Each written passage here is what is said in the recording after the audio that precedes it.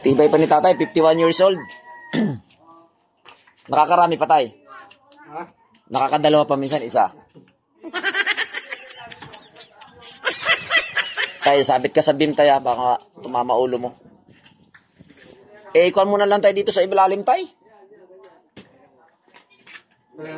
Dito na lang sa ilalim, kaya bubuhatin naman namin.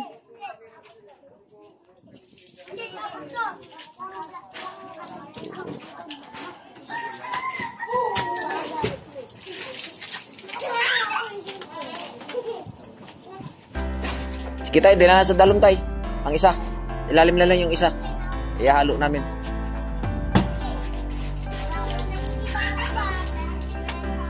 Pwede mo ba pihit-pihitin ng konti para pumuhit dito? Kaya? Tapos papalahin na lang.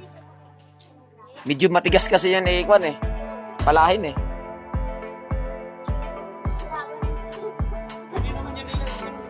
Walang yan, putotoy mo.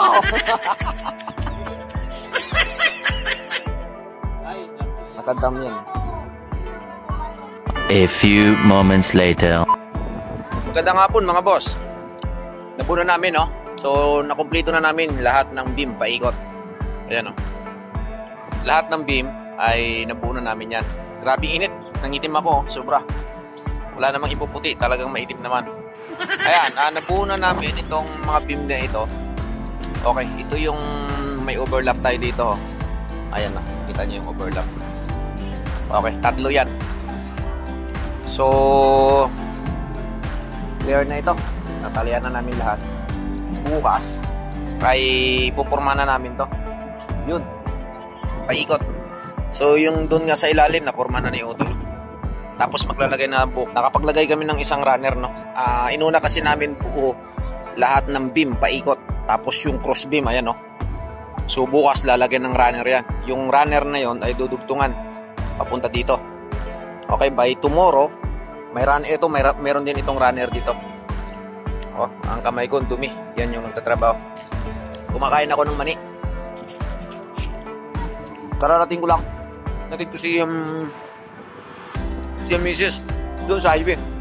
Tapos kumagatid, bumili ako ng mani. Nagutom ako. Pwede na. So, pupurma na lang bukasan, araw ng linggo. Papatulong ako sa kumpare ko dito dahil nga linggo wala siyang pasok no. So bukas ay papasideline ko siya rito isang araw. Pa-extrahin ko siya ng isang araw kasi wala naman siyang pasok ata pag linggo. So pa-extrahin ko siya. Marunong kasi yun maggawa ng bahay. Siya rin ang gumawa ng bahay. Yan. Siyang gumawa niyan, yung 5 palapag na yan tapos may rooftop. Okay? So yan yung project natin bukas. Magpo-forma tayo dito. Paikot. Tapos i-clearing natin yan. Siguro isang araw din na clearing yan. Pagkatapos niyan, baka masahigan namin bukas yung kalahati. Sana masahigan namin yan. Madali lang na masahigan yung kalahati niyan. Kapag nagsahig kami niyan, saglit lang yan. Tapos susunod na natin yung bakal para sa slab. Grabe, laki ng beam namin, oh. Talagang heavy duty yan, mga boss. Yan, oh. Kitang-kita naman, oh. Kompleto na. Ganda. No? Yan, ganda nito pag nabuhusan sa taas mga busing. Tibay nito, ang tatag nito. Ito ay third floor na kapag nasa taas ka na. Ayan, big love shoutout sa inyo mga boss. Ito yung ginawa namin buong maghapon, no? Ayan, shoutout sa inyo. A few moments later. Magandang tanghali mga boss. So, ito, nakapaglatag na kami ng runner, tsaka na-sidingan na natin. Okay, nalagyan na namin ng siding yung mga gilid nito. Papasilip ko sa inyo, akit ako sa taas. Ito yung ginawa namin ngayong umaga. Yan. Okay, so meron na siyang siding. Ang kulang na lang yung dito sa labas. Nailagay ko din namin sa limit yan. Sarap dito, mahangin na. Manlamig. Yan. Ito, kumplito na. Una ito. Lagyan na namin na siding. So, yun na lang ang kulang. Makakabuo na kami ng isang sponge dito. Tapos doon na lang sa kabila. Mabubuhusan ba natin ito, Pong? Parang di yata natin mabubuhusan. Wala tayong pambiling bakal. No. Maloko nga natin si Papa mamaya pagdating. Ha?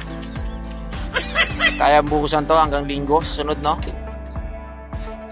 Isang araw siguro yung aming kwan dito. Clearing. Tapos namin kasi pormahan to. Yung mga siding. Ang next na gagawin namin ay sasahig na kami. Pagkatapos sahig, uunahin ko muna yung electrical. At pagkatapos ay lalagyan natin ng bakal. Ito, okay na to mga boss. Lakas ng hangin, no? Okay, yan yung project namin ngayong umaga. Yan yung tinapos namin. Medyo mahirap talaga magporma at kulang-kulang kami sa yung kahoy kasi nagamit namin. Yan lang. Tapos mayroon din dun sa baba. So yung mga pinagbaklasan kasi ng forma dito sa second floor, yun din yung ginamit namin dito sa third floor. Okay, so hintay-hintay lang namin at tsaga-tsaga lang, baka sa sunod nag-slope dito sa taas ay ang gagawin namin ay lalagyan namin ng maganda-gandang tubo or yung forma na maayos. Medyo malaki ito mga boss. Uubos kayo ng kondubong? 60 sakos na simento? Pwedeng uubos ng 60 piraso na simento ito mga boss. Tapos yung buhangin kasi ng mga 3 elf, no? Sobra-sobra na siguro, no? Hindi natin alam kung aabot ng 3 elf pa ang maubos dito, no? So yung graba kasi namin, 2 load yun, 2 elf. Siguro panama naman kasi yung mga poste hindi naman ganun kahaba, ayan, no? May buhos na rin naman yung mga kalahati niya. So kalahati na lang yung mga poste niyan. So hindi na siya mahirap buhusan. So bali yun na lang ang bubuhusan natin, yung nasa harap, yung nasa front. Yung 3 na yon, dadagdagan natin yon. Huwag lang pupunuin. Okay, pag napormahan namin siguro baka bukas nandiyan doon na kami sa kabila. Ito pag tapos na ito bukas. Tingnan natin kung saan aabutin yung ating pera. Mukhang kakapusin ata tayo. Sana mabuhusan to ng hanggang linggo. Sa 14. Okay. January 14, linggo yon. Itatapat ko ng linggo. Yung buhos nito, itatapat ko ng linggo. Bong, linggo itatapat natin, ha? Para may makuha tayong tao kasi wala tayong makukuha tao dito kapag ordinaryong araw kasi nga may mga trabaho, di ba? Yan. Yan yung bahay sa taas. Yan yung 5th floor, yan, no? Napakaswerte ng bahay na ito kasi malilim na. Wala na siya ganong init. Ika nga. Yan. So, yan yung update sa ginawa namin mga boss. Magandang tanghali sa inyo. Yan. Break time namin. Medyo umakit na ako dito ng konti at nagpapatunaw-tunaw na. Kakatapos na namin kumain. Yan. Mega love shoutout po sa lahat ng aking mga viewers at sa lahat po ng aking mga followers.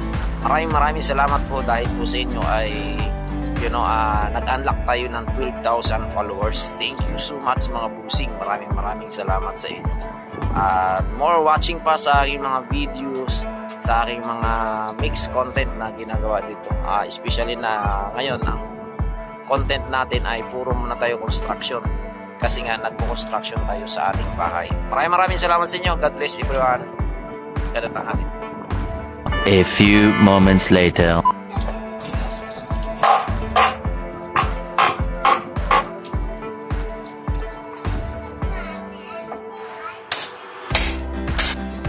Good morning mga boss. Nandito ako ngayon sa taas, no? So yung ginagawa namin kagabing kahapon ay okay na. Nakapo kami ng isang sponge. Yan. Nakapo kami ng isang span na mga siding. Naporma na namin yan. So yung kulang, yun na lang sa gilid. Tsaka yung nandun, yung 2 span na yan. Kasama yung overlap. Medyo matrabaho yan kasi ilang runner pa ang kakabit namin dyan. 1, 2, 3 runner pa. Plus yung runner ng maliliit na nasa overlap. Kailangan palagyan ng runner yan. Ang tanong, mabubuhusan ba namin to?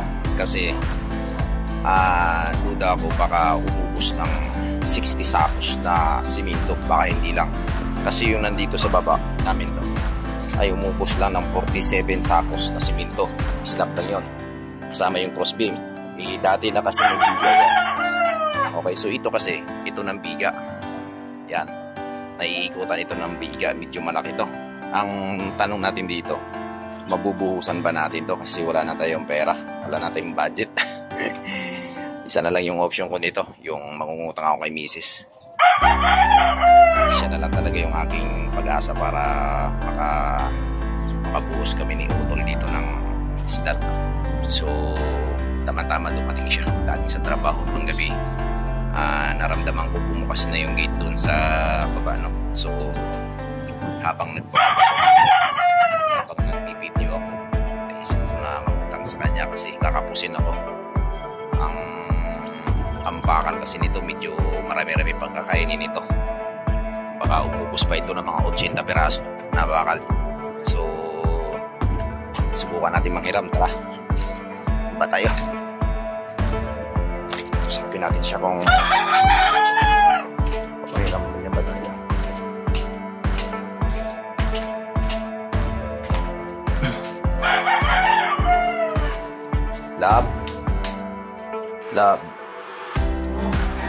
Love.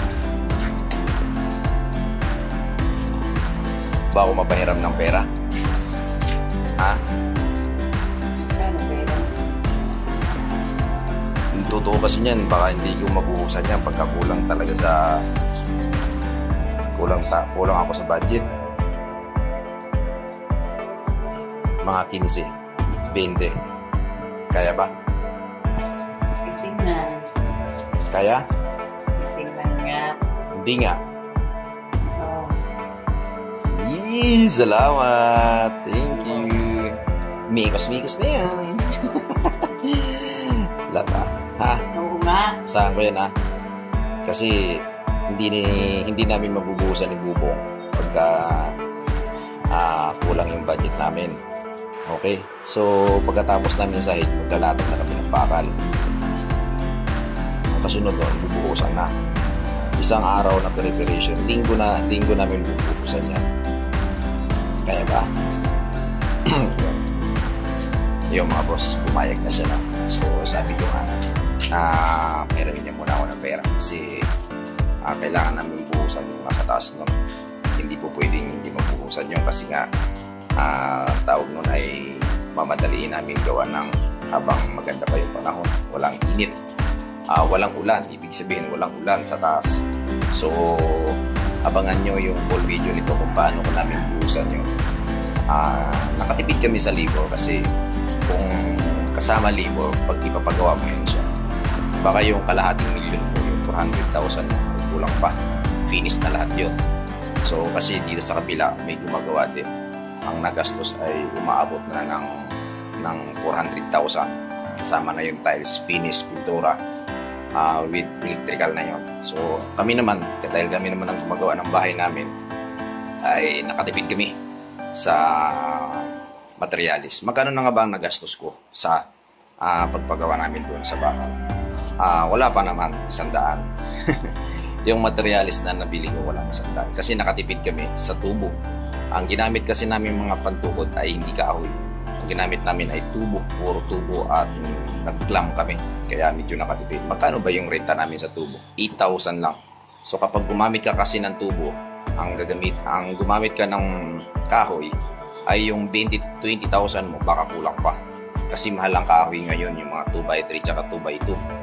Okay, wala naman kaming ibang ginastos dahil nga ang binili lang namin ay bakal, yung arkila sa tubo, no ba? Yung mga buhangin, graba, simento, yun lang. Hindi naman ganun kalakihan. Okay, so sa susunod, pagkatapos namin magbuhos, i-reveal ko sa inyo kung magkano ang ginastos namin sa aming slab ng paggawa namin doon sa toy. Okay? So, maraming salamat sa inyo guys. Maraming salamat sa lahat ng inyong suporta. Thank you so much sa always na panonood sa aking mga vlog. At ingat kayo palagi. Happy New Year. God bless you. A few moments later. Boss Dave, gabi na! Ay nga naman pa!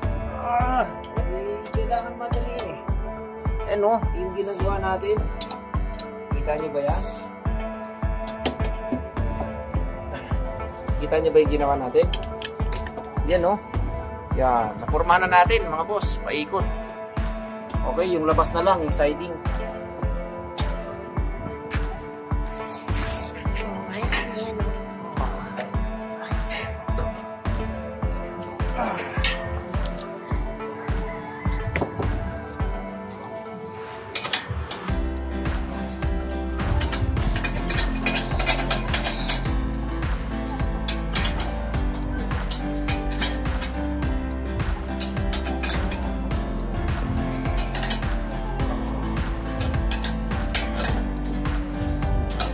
Yan. Diba? So yan mga boss. Kita nyo? Yung ating ginawang forma. Halos na forma na natin yan paikot. Yan, papakita ko sa inyo. Yan. Yan, magandang hapon sa inyo mga boss. Yan, okay. So ang kulang na lang yung nasa labas. Tsaka itong nasa overlap. Yan, itong nasa overlap natin. Yan na lang yung kulang. Yung mga poste, yung column, tsaka yung beam ay nakuha na namin, naporma na namin. Ang kulang na lang diyan yung sa labas, yung sa siding. Ito, papasilip ko sa inyo. Bukas, pupormahan na rin namin to. Isang haba ito, diretso ito. Ayan. Okay, so diretso yan. Medyo may kahabaan ito mga boss. Kung makikita nyo, medyo mahaba to. Hulaan nyo nga mga boss kung uubos ng 60 sakos na simento ito. Sa tingin nyo ba uubos ng 60 sakos na simento to? At ilang buhangin o ilang graba ilang elf na graba ang mauubos dito? Sa tingin nyo lang. Kasi wala akong idea eh. So ito yung kapitbahay ko na abot tanaw. Ika nga, walang tao yan. Okay, so nandito ko ngayon, hanggang ngayon ay nandito pa rin ako sa ibabaw. Gawa ng yung kapatid ko ay iniwanan na ako. Naghatid siya sa kanyang misis at sinabay ko na rin yung aking lablab. No? So medyo malaki-laki ito mga boss. Hindi ko lang sure kung aabot yung simento natin ng 70 sakos. Titingnan natin, i-double check natin kung aabot nga ng 60 sakos to. Okay, so yan yung ating ginawa maghapon. Yan. Grabe. Bali, apat na span ito. 1, 2, 3, 4. Yan o. Bali, 4 na span. Tapos, mayroon pa tayong overlap. So, mas maganda siguro kung magbuhusan to natin ng hanggang linggo. Tingnan natin kung kakayanin ng ating power. Ika nga, kasi nga, nakakapagod magporma, no? Hindi biro ang pagporma, talagang bugbog kami. Nakabilad kami sa init, tapos, you know, hindi basta-basta ang pagporma. So, lahat ay ginagawa na natin, kahit hindi tayo kalpintero, ay gawin na natin para sa ikakatipid ng ating kasi nga wala tayong maasahan sa paggawa kundi tayo. Okay, bukas abangan nyo dahil yung post, yung tatlong poste na yan, yung nasa center tsaka yung nandun sa gilid, ay bubuhusan natin yan. Yan, dito si Boss DJ, siya yung nag-abot-abot sa akin. Si hi Boss DJ, ang ganda ng tanawin dito sa Laguna mga busing. Ayan, oh. Mega love shoutout sa inyo mga boss. Magandang hapon na sa inyo. Thank you for watching guys, maraming salamat.